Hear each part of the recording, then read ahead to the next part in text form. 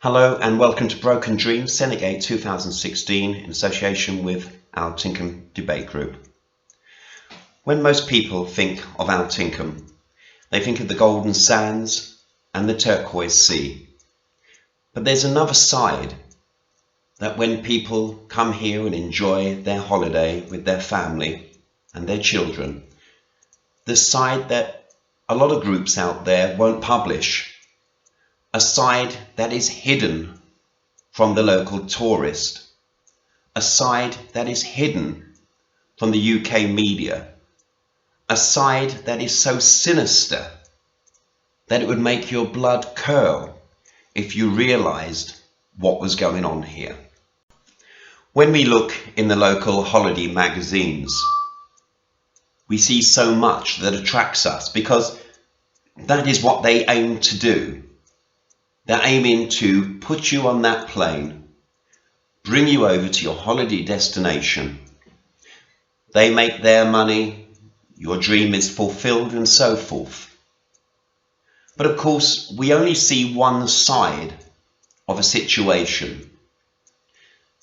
Many people are blinkered when it comes to our Tinkham. Many people are blinkered to the horror stories.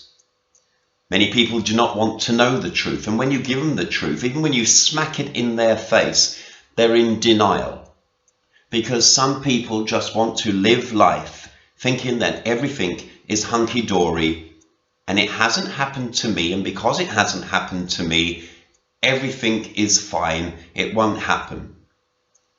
Many people just think of themselves. I'm not talking about just you, the listener, but we know there's people that don't really give a damn about others or the torment that they go through.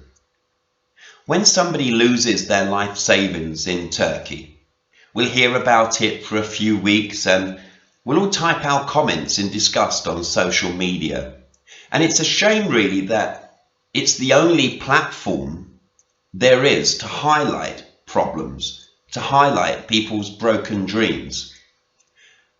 Saying it's the only platform, there's many groups out there, what I like to call the come groups, that won't even highlight this situation.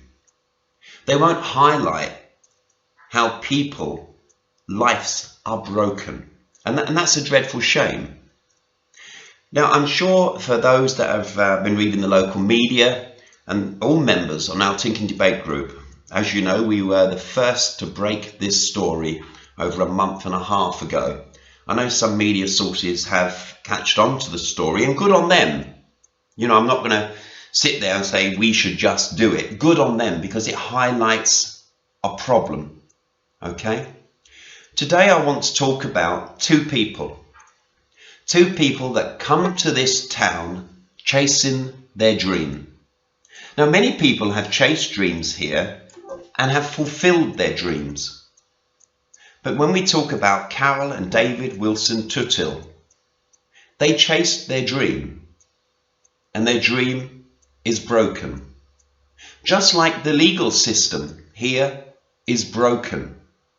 Just like their life is broken. Not just physically, not just mentally, but also financially.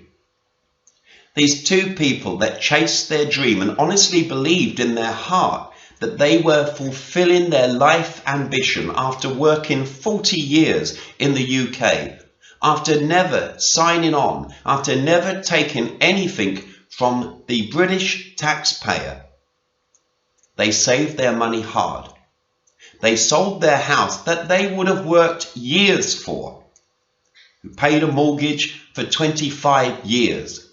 That got up every single morning to go to work and pay their bills, to give themselves and their children a roof over their head. Did Carol and David Wilson Tuthill ever believe that everything would be taken away from them? How would you feel if you worked for 40 years and everything that you have worked for has now disappeared? And we can only blame the legal system in Turkey. There's nothing else you can blame. David and Carol signed a piece of paper of not having a full understanding of what they were signing. They signed a ticket to destruction. They signed a piece of paper not understanding that this piece of paper would turn their life upside down, would crush themselves, would crush their family, and crush their good friends. This piece of paper is called a senet. Many people have no idea what a senet means, and I don't blame you. Many people come over here just for the good times. And why not? It's a holiday destination. We all deserve good times. You work all year so you can have your 2-week break. Carol and David worked 40 years so they could have the rest of their life break. But the only thing, using the expression break, their life. They didn't think their life would break, but their life is finished here in our Tinkham. A senet is very similar to an IOU. The difference is you can give your friend an IOU and probably forget it, and it's not legally binding.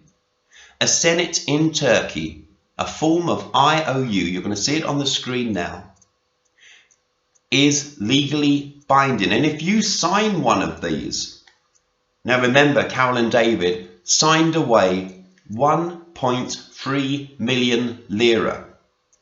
Their bank account was wiped out of over 400 lira. They have lost their villa. So David and Carol will be homeless. David and Carol will be penniless. Is there much of a future for David and Carol? Maybe not. Of course, we'd like to see a fantastic outcome for David and Carol. But if this video can help other people to have a full understanding that you must be careful what you're signing. When you move here to chase your dream, straight away you have that label, the label of an expat. Do you also have a label as gullible? Yes. A bit naive? Yes. Not really understanding not just the legal system, the cultural system, the legal system, the etiquette, how do we behave when we're in a different country, of how difficult it is to grasp different cultures, to have an understanding of the people around you. But we try, and we try very hard to embrace our life in Turkey. And when you try so hard to embrace the culture, to embrace the people, to embrace the country, to respect the flag, to respect authority, be it army, be it police, be it fire services, be it ambulance services, to show respect to every bar you go to every barman you go to, and maybe even give them a helping hand sometimes, because many people have done that. Carol and David done all this. They embraced everything that was around them. They put their trust in people. Is it wrong to trust someone? No, it's not wrong. It's not wrong to trust someone. Is it wrong to be a bit gullible and naive? No, it's not wrong. David and Carol are the victims here. The victims to 1.3 million. Victims to seeing their lives shattered. Victims of a no way forward. Victims of what do we do now? Put yourself in that position, because if I put myself in that position now, knowing what I have today, knowing everything will be lost tomorrow, I think they're better people than me, because I know what I would do. How could I tell my wife? How could I tell my wife, we've just lost everything. We've just been robbed of everything we've ever built up in 40 years. Will this video do any good? I don't know. You're listening. So already it's doing some good, because it's highlighting a situation. Today at the local courts, Carol and David lost their case again. This will now go to a higher court. Should they have lost their case? Of course not. Sheer common sense. A man has taken 1.3 million. Surely a judge should say, what did they get in return? Most of us know what Carol and David got in return. A shattered future. David and Carol are shattered, as anybody else would be in this situation. Is this the first time it's happened? Of course it's not the first time. And we have to ask ourselves, why does it still happen? Easy, 3 words. Regulation, regulation, regulation. Lack of regulation. None of us listening to this video now are skilled as a judge, but all of us listening to that video now would all ask the same question. What did you get in exchange? And if this person says, well, I lent them the money, show us your bank accounts that you've ever had this amount of money. The legal system is absolutely screwed here. It really, really is. Does this help tourism? Of course it's not. Does this put people off on buying in this country? Of course it does. On this group, we will give you the truth. We won't sugarcoat what happens. There's many groups out there that want to put a positive slant on anything and everything that happens in our Tinkham. Before you start your dream, you must research. You must come on groups like our Tinkham debate group, ask questions. I've been asked to sign this. Take a picture of this documentation. You will get an answer within seconds.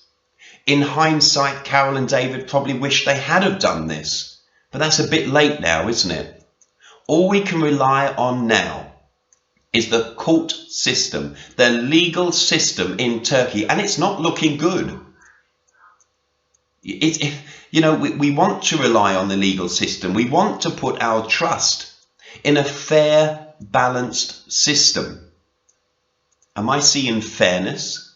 Am I seeing the right questions being answered? No, I'm not. And I think all of us should think about this situation of Carol and David. They'll probably be home in the next few weeks, signing on the dole.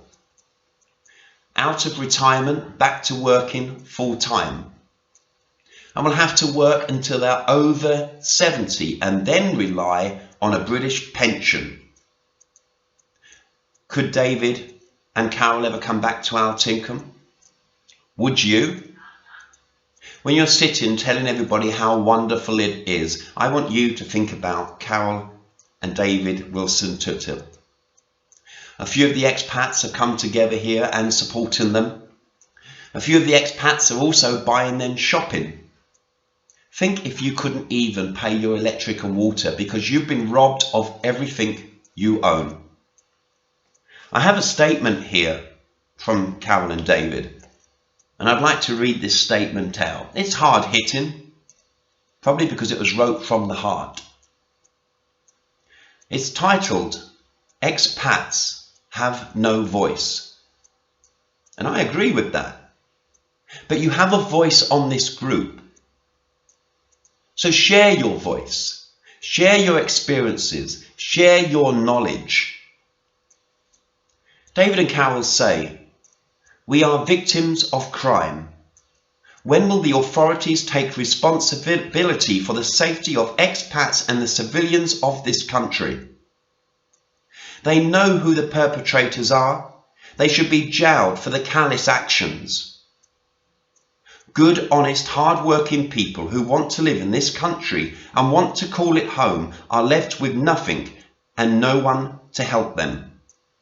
Thieves target and groom their victims, leaving them homeless with little or no money, trying in desperation to go through the legal system to reclaim what is rightfully theirs, putting us further into debt with no light at the end of the tunnel. We need the government's help now. When will they listen? When will they do something? Who will stand up and say enough is enough? We bring money into the economy and crooks steal it. How is this helping the tourist industry and the property market if they have no safeguards to protect us? We have personally spoken to the British Ambassador Richard Moore asking for help, wondering if he could intervene with the Turkish government. At the moment, we await answers.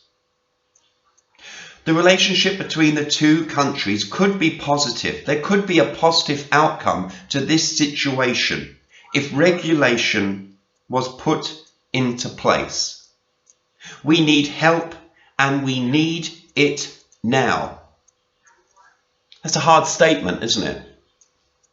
We need help, and we need it now. You know, when you listen to such a statement, you recognize the desperation in Carol and David, the desperation of two people that have lost absolutely everything and now paying for court cases, now paying for solicitors. They rely on food from the local expats to take them shopping. How embarrassing do you think this is for them? How do you think they feel? And they haven't just lost this, they've also lost the interest on the 400,000 that's been wiped from their bank account. There's nearly 4,000 lira a month just there. If we go 20 years from now, they would have lost over 2 million. This story is shocking. And you know what? The people who have done this, they'll still be living here. They'll still feel they're right. Still feel they've done nothing wrong. They'll still have the same friends, be it English and Turkish. We know how this town works. The bigger the car, the bigger the respect. The shinier the suit, the bigger the respect. The more money you have, the bigger the respect. That's this town. And it's tragic. My name is Blake Maynard in association with the Alt Income Debate Group. Thank you for listening.